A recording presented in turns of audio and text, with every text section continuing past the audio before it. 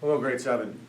We're going to talk about the Royal Proclamation and the Quebec Act, two basically documents that Britain put in place first when they got control of North America, and then later on when they realized that those rules and laws weren't working. So once Britain controlled North America after the Treaty of Paris, they wanted to assimilate the Canadians, the French-speaking people there. And assimilate means make them more like Britain. Make them become British subjects, make them follow British rule, convert them to being British. The problem is these Canadians didn't want to. They wanted to keep their language. Most of them were Catholic, where most of the British this time were Protestant. They didn't want to give up their heritage, their past, their way of life, so they didn't. Even though Britain said, we're going to promise you elected assembly. They never did. They appointed a governor, so nothing changed. They were being controlled. They disallowed Catholics from holding position in government. That was kind of like, well, if you're Catholic, you can't be part of this government. Well, the government was more appointed anyway, wasn't really an elected assembly. They stopped French civil laws, which meant that you weren't allowed to pay taxes to the church anymore, which was a big deal because the church is how they stayed afloat and able to do things for people in the community was from these taxes. And now they said, you can't do that. We're not going to allow you. People did it anyway. They donated money. The laws for the seniors and inhabitants changed, so that might be a good thing. Maybe there's no rule on that. But British merchants, British people are coming and taking the land and controlling it now, so maybe it's not a good thing. They encouraged settlers from the 13 colonies to move to Quebec. Didn't really happen, because those people didn't want to go where there was French speaking and a lot of different religion, so they didn't really go.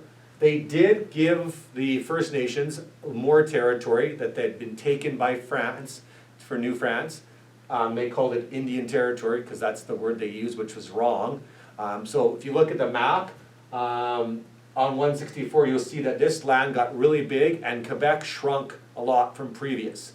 So they tried to make relations with the First Nations, even though they weren't good at that because remember in the 13 colonies they took land, but they wanted to make Quebec weaker and get friendship with the First Nations.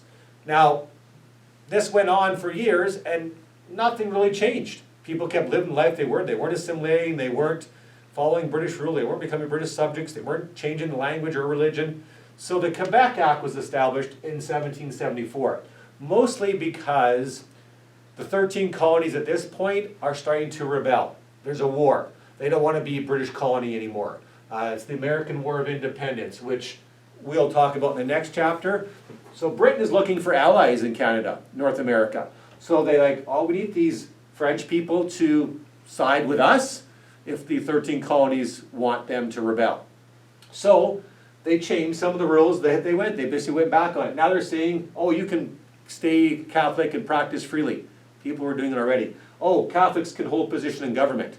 You have to sign it. You have to swear an oath first, but that's a good thing. Now they can kind of create their own laws. The French civil laws came back, so now the tax could be collected for the church and the rules about the farming and that. So they're really basically going back on everything. The one thing that they did, which they said they wouldn't do, they extended the boundaries of Quebec, made it bigger again, gave them back land, and took land from the First Nations.